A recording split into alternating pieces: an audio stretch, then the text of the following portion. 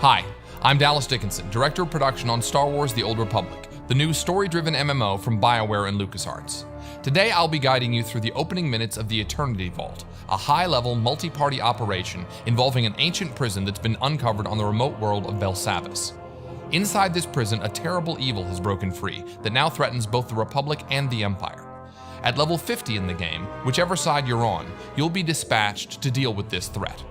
Today, we'll be watching the first part of the experience from the Imperial perspective, beginning with the conversation with General Threnault. My lord, forgive the lack of protocol, but war has broken the chain of command, and my purpose is grave. I am General Threnault, Commanding Officer of the Imperial Reclamation Service. I understand you're familiar with us.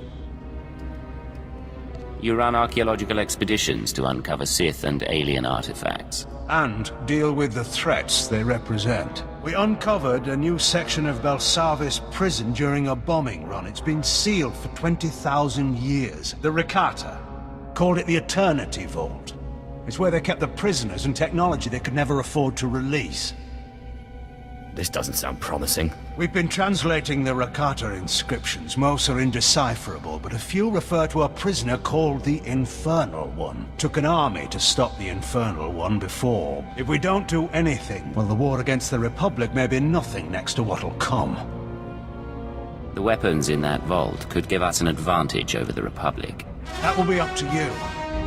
General Threnault has briefed our group on the situation, and our heroes know what they have to do.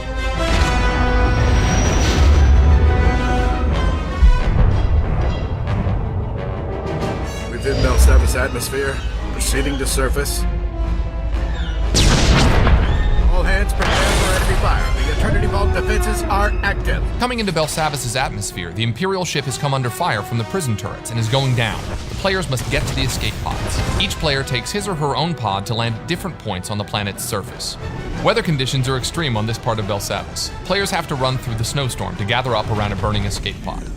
Enter my domain. Children unknowing, they will serve. That voice belongs to the Infernal One. He knows our heroes have come for him, and he has prepared his prison fortress to repel their attack. Our players wisely take a moment to activate any abilities that can give the group defensive and offensive bonuses. They're going to need them. So as the battle begins, you can see the Sith Juggernaut. He's the primary tank for the group, and he's rushing ahead to draw fire from the turrets and the enemy droids. The Sith Assassin is the group's second tank, and he's getting in there also, drawing one of the Eternal Sentinel droids to him with his Force Pull ability. The Sith Assassin has more than just his lightsaber. He also uses lightning attacks and his Wither ability. The other members of the group are focusing their attention on the left side turret. These turrets pack quite a punch, so they need to be taken out quickly. Switching to the Sith Sorcerer, we can see that he's come under attack by some of the droids. Fortunately, the Juggernaut blasts by and gets the droid's attention. The Sorcerer gets some healing now from the Agent, who is one of the medics for the group. And now the Sorcerer can fire off some shock blasts and a lightning attack at the turret. The turret has focused its sights on the Mercenary. That white ray means a powerful area of effect attack is coming, so it's good the Mercenary is off to the side. The Mercenary fires off a few Heatseeker missiles, and you can see on the bar that the group is burning down the turret's strength.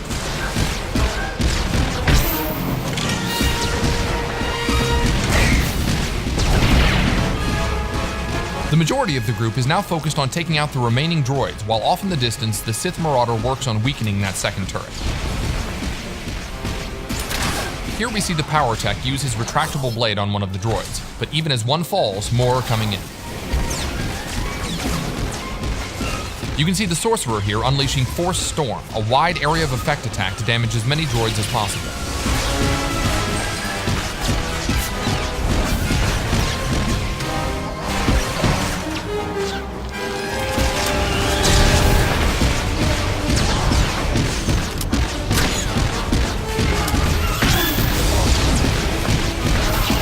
Alright, the last of the droids is down. Now they've just got to deal with that second turret.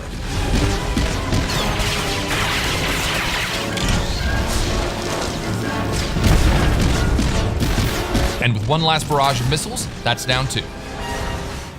My finest creation, machine of machines, metal enemies. welded together, an allied toward Before they enter the Eternity Vault, the Infernal One has another surprise for the group. This is going to be a harder fight. The Sith Juggernaut force charges in to kick things off. We switch perspectives to the Operative, who's already firing off some heals. Note that he's got larger icons to show group members' health, front and center. A nice UI option for medics. So far, so good. The Juggernaut and Assassin are keeping the droid's attention while the others lay down damage from range. The Annihilation droid has laid down a sweep there to blast back the group members who were standing too close. Now here's where it gets complicated. When the droid starts firing off those swarms of missiles, that's deadly. Fortunately, the group knows this, and you can see them taking cover behind the destroyed turret. So most of the group is hiding, but the Juggernaut and Assassin are actually able to withstand this kind of firepower, so they're just charging right back in.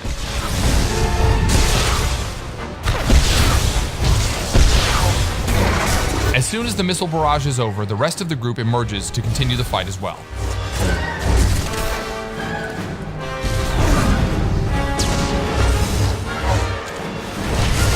We switch to the Sith Sorcerer, who keeps his distance and keeps a steady flow of lightning streaming out to weaken the droid.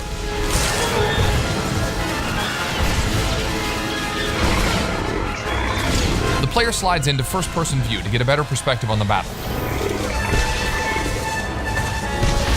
Oh, looks like the Sorcerer got a little too close and got knocked back by that sweeping arm.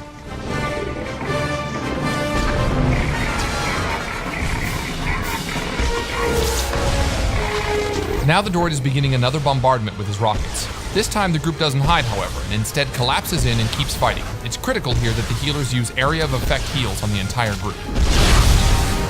Even so, that's a lot of damage very quickly and the Marauder goes down.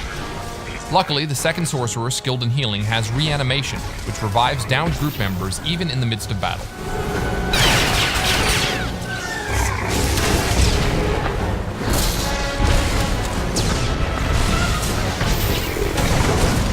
The red targeting reticle over our Sorcerer indicates that he's been targeted for a heavy missile attack.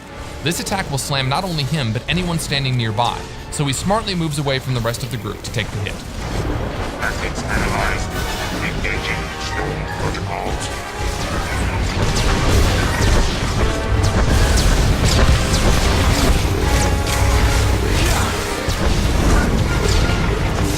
Ouch! Another swing from the Annihilation droid's cannon sends the Juggernaut flying. He won't stay down long though. Running back, he uses Force Charge to leap into the fray.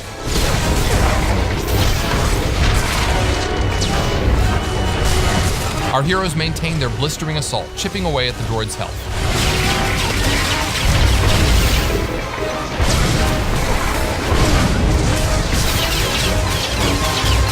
Tactics analyzed. Engaging stone protocols.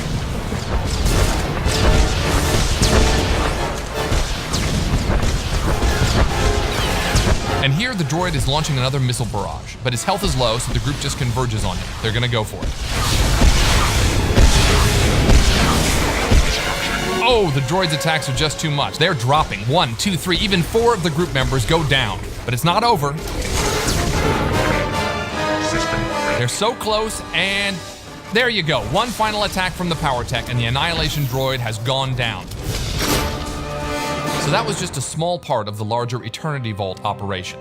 We hope it's given you a good feel for what playing through the operation will be like for you and your friends. Thanks for watching. We'll leave you now with a sneak peek at what the Infernal One has in store for players inside the Eternity Vault.